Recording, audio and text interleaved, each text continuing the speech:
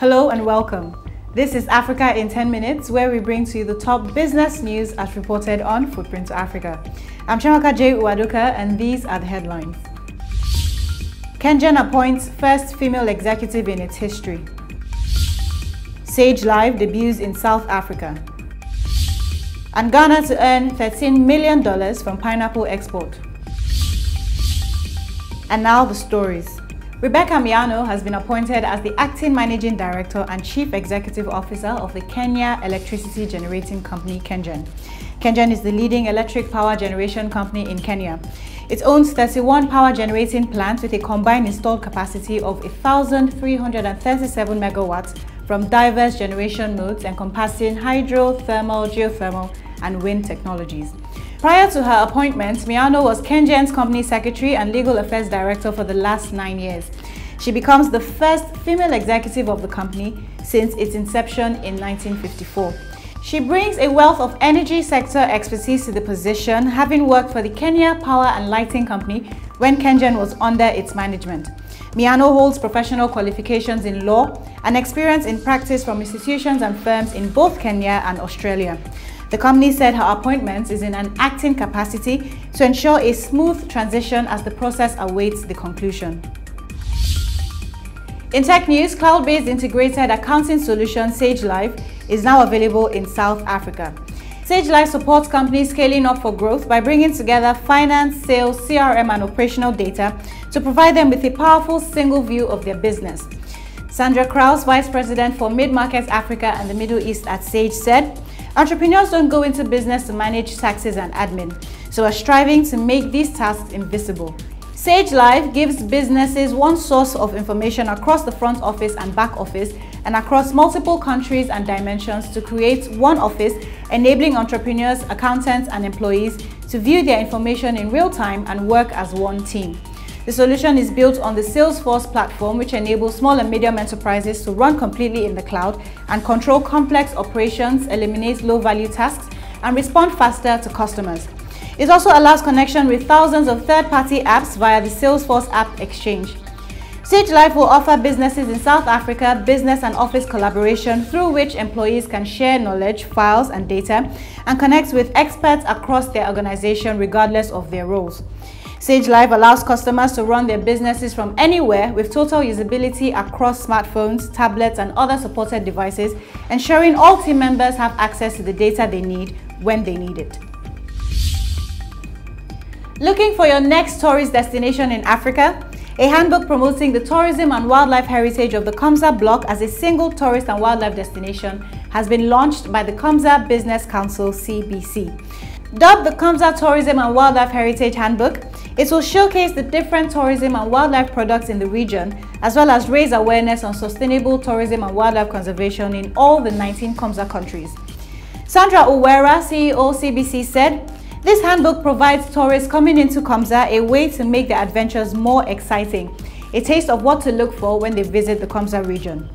According to Komza, it also aims to promote cross-border linkages and partnerships between various stakeholders in the Komza's tourism industry and advocate for responsible business practices towards environmental sustainability of regional tourism activities. The handbook-themed Single Market Countless Destinations is part of the Komza Sustainable Tourism Development Strategic Framework, which has been recognized by the member states as a model to develop national tourism action plans to boost the sector's competitiveness. In agri news, in an effort to boost seed development in Ghana, the United States government's Feed the Future initiative has launched the National Seed Trade Association of Ghana, NASTAG. The association brings together producers, traders, government institutions, and processors in the seed industry to promote the use of high-quality certified seed and spur private sector investment. It will also play a leading role in implementing the Ghanaian government's flagship agriculture program, Planting for Food and Jobs, which has prioritized seed as a pillar. NASTAG was facilitated by the United States Agency for International Development (USAID), Ghana's Ministry for Food and Agriculture, and other development partners. USAID and Ghana Agricultural Team Leader Jen Attachment noted the importance of improving Ghana's seed sector to the country's economic growth. Developing Ghana's seed sector is a top priority for USAID and its partners, and NASTAG's launch is a milestone for the sector's growth, Attachment added. Dr. Sagre Bambangi, the Deputy Minister of Agriculture in Ghana, highlighted the importance of growing Ghana's seed industry to build a food-secure future. USAID and its Feed the Future partners will support NASTAG with strategic planning, technical assistance, and increasing access to quality seeds for Ghanaian farmers. In Ghana, Feed the Future works to enhance agricultural productivity, links farmers to markets and trade opportunities, and boosts the nutrition of the most vulnerable populations. NASTAG's launch event also saw 7 new Executive Council members of the association inducted into office to grow the competitiveness of Ghana's seed industry. The Executive Council will work to strengthen the business and technical skills of its members, promote collaboration between seed value chain actors, and advocate on regulation, standardization, and the provision of general seed information to all stakeholders. Still in agric news in Ghana, the country is expected to earn over $13 million in the next 5 years from the export of smooth Kangan pineapples. This was disclosed by the Ghana Export Promotion Authority (JEPA) following the government's introduction of the Planting for Food and Jobs project, which seeks to encourage large and small-scale farming across Ghana. JEPA's Chief Executive Officer, Gifty Kinam, explained that over 15 million pineapple suckers will be given out to farmers for production in order to meet the set revenue target. This, she says, is to ensure the revival of this variety of pineapples due to its growing demand on the international market. In energy news, Nigeria has approved the construction of a $5.8 billion hydroelectric power plant by a Chinese state firm. The project, if completed, could provide a critical source of energy for Nigeria. Despite its wealth of crude oil, Africa's largest economy has long struggled with weak power infrastructure, leaving many Nigerians dependent on costly and inefficient fuel power generators.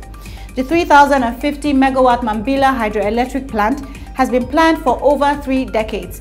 Various administrations have pledged to begin work, signing contracts and memoranda of understanding, but next to nothing has been done. Nigeria's Executive Council signed off on the award of the contract to build Mambila to the China Civil Engineering Construction Corporation (CCECC). Babatunde Fashola, the Minister of Power, Works and Housing, told reporters in Abuja China's Export-Import Bank will provide 85% of the funding and Nigeria's government will supply the remaining 15% for the joint venture, adding that construction should take around 6 years. And finally this week, developers of Echo Atlantic City and real estate investment firm Fine & Country, as well as other stakeholders, are partnering to woo investors to Nigeria's real estate market. The Vice Chairman of South Energy Nigeria Limited, Mr. Ronald Chaguri Jr., said the Refined Investors Series 2017, scheduled to take place in London, UK on October 6th and 7th, will be a leading premium real estate forum targeting Nigerians in the diaspora and other international investors. Echo Atlantic is excited to be part of the Refined Investors Series in the UK. The roadshow will grant investors in the diaspora the opportunity to invest directly in the Echo Atlantic City. The roadshow will certainly restore the confidence of Nigerians in the diaspora who are unwilling to invest in the country's real estate sector, he said. That wraps up the stories of the week. Please stay tuned for a recap. Kangan appoints first female executive in its history. Sage Live debuts in South Africa. Comes out to boost regional tourism with handbook launch. The United States promotes seed development in Ghana. Ghana to earn $13 million from pineapple export. Nigeria awards 3,000 megawatt dam construction to Chinese state firm. Echo Atlantic developers keen on foreign investors. To keep up with the trending business news in Africa, stay connected. Subscribe to our YouTube channel, like us on Facebook, follow us on Twitter, and connect with us on LinkedIn. These news and reports are called from Footprints Africa. For daily updates and more business news in Africa, log on to www.footprintsafrica.com today. Footprints Africa, business news made in Africa by Africans.